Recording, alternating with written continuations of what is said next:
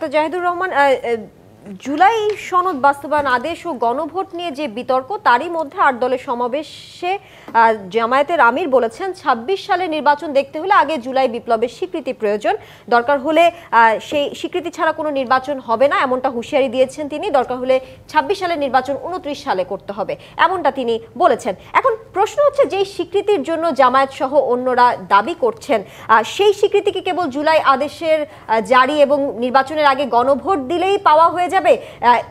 স্বীকৃতি পাওয়ার কি এই একটাই উপায়, নাকি অন্য কোনো উপায় আছে? ইন্টারেস্টিং কথা বলছেন তারা, মানে ইন্টারেস্টিং মানে নেগেটিভ অর্থে বলছে, উদ্ভট কথা বলছেন। আচ্ছা, ২৯শে নির্বাচন যদি হয় তাহলে পার্লামেন্ট আছে, আমরা যেটা পালিয়ে আছে, এবং শেখ হাসিনা প্রধানমন্ত্রী আছে, মানে ওনারা কি তাই বলতে চান?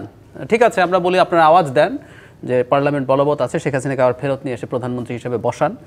একটা পার্লামেন্ট ডিসলভ করে দেওয়া হয়েছে, ওই পার্লামেন্ট আর এক্সিস্ট করে না।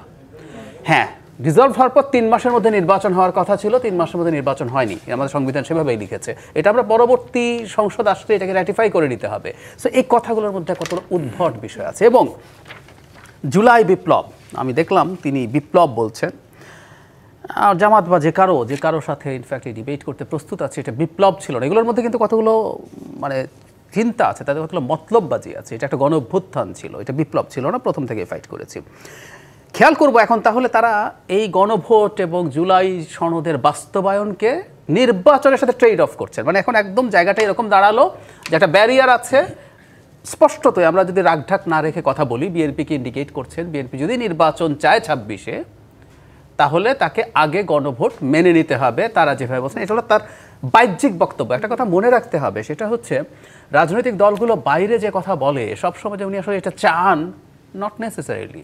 অথবা আমি একটা কিছু চেয়ে রাখলাম, আমার ভেতরে ভেতরে হয়তো অন্য একটা চিন্তা আছে, যদি এটা মিটে যায় আমি ওই জায়গা থেকে চলে আসবো। এটা খুব সস্তার দোকানে বার্গেনিংয়ের মতো। মানে আপনি যে প্রাইসটা বলেন, সে যে প্রাইসটা বলে, দুজনই জানি আমরা এই প্রাইসে কিনবো না। ধরুন ১০০০ টাকা চেয়েছে, আপনি বললেন ৩০০ টাকা, আপনি নিজেও জানেন আপনি একটু বাড়বেন, আপনি আসলে বলেছেন চাপ তৈরি করার জন্য। সো ব্যাপারগুলো এই রকম।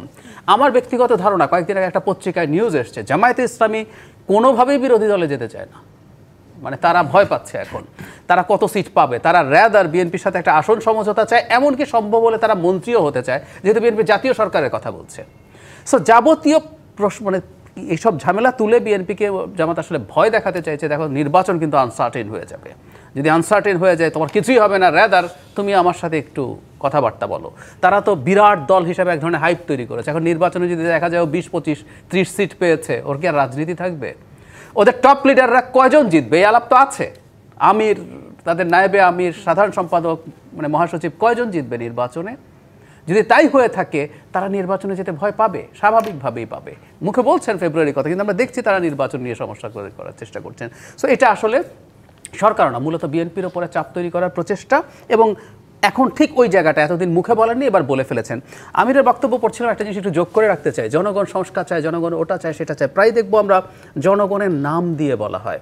একটা সহজ পথ আছে। ধরুন আপনি বলছেন জনগণ সংস্কার চায়, ফাইন। তার মানে বিএনপি যা বলছে, বিএনপি কম সংস্কার চায়, তাদের কিছু, বিএনপি সংস্কার চায় কিন্তু কম চায়, নোট অফ ডিসেন্ট একটু বেশি আছে বিএনপি জামাতের তুলনায়। সো জনগণ সংস্কার চায়, জনগণ আপনাকে চায়, বিএনপি চাঁদাবাজি করে, অভিযোগ করছেন তারা, বিএনপি টেম্পু স্ট্যান্ড, বিএনপির তারেক রহমান শেখ হাসিনা হইতে চায়। আপনি এগুলো নিয়ে ক্যাম্পেইন করেন, করে নির্বাচনে জেতেন। আপনি বলছেন কিন্তু জনগণ এটা চায়, নির্বাচনে জেতেন, জেতার পর আপনার নোট অফ ডিসেন্ট ছাড়া যেগুলো আছে এগুলো আপনি বাস্তবায়ন করে ফেলেন। নির্বাচনের দিনই গণভোট হোক, ম্যানিফেস্টোতে বলেন আমাকে যদি তুমি গণভোটে হাঁ দাও, নির্বাচিত করো, তাহলে কিন্তু আমি বেশি সংস্কার পাবা তুমি। বিএনপি দেখো এগুলো করছে না, এগুলো না করার মাধ্যমে সে শেখ হাসিনা হতে চায়।